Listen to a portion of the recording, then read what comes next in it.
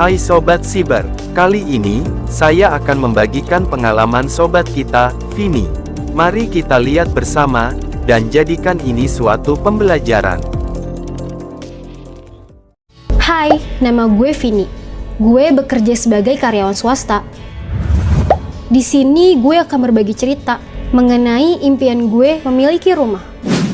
Tetapi setelah gue cek tabungan, ternyata masih kurang. Akhirnya gue gelap mata. Gue pun meminjam uang dari program penawaran dengan SMS. Dan pinjaman gue pun keluar. Gue mengajak kedua orang tua untuk melihat rumah impian gue. Pada awal-awal pembayaran, pinjaman gue aman.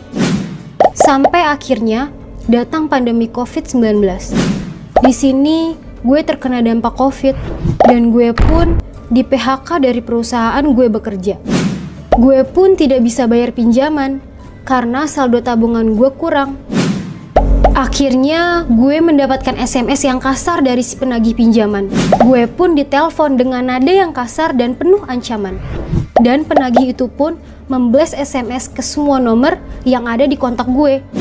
Akhirnya semuanya tahu kalau gue memiliki utang yang tidak sedikit.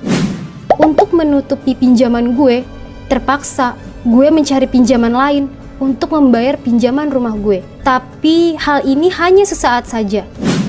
7 hari kemudian, gue ditagih kembali untuk melunasi pinjaman rumah gue. Karena sudah jatuh tempo.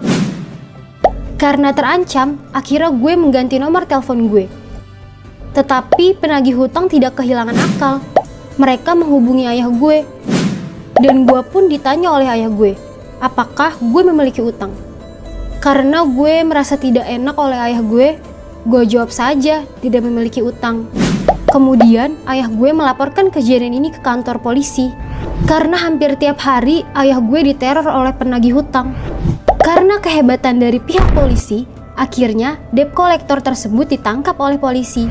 Saat ditanya oleh pihak kepolisian, debt collector tersebut hanya menjawab bahwa ia disuruh oleh perusahaan XYZ untuk menagih hutang. Akhirnya, pihak kepolisian menghubungi perusahaan tersebut. Tapi dari pihak perusahaan menjawab bahwa debt collector yang ditangkap bukan karyawan dari perusahaan tersebut. Itu tadi kisah gue.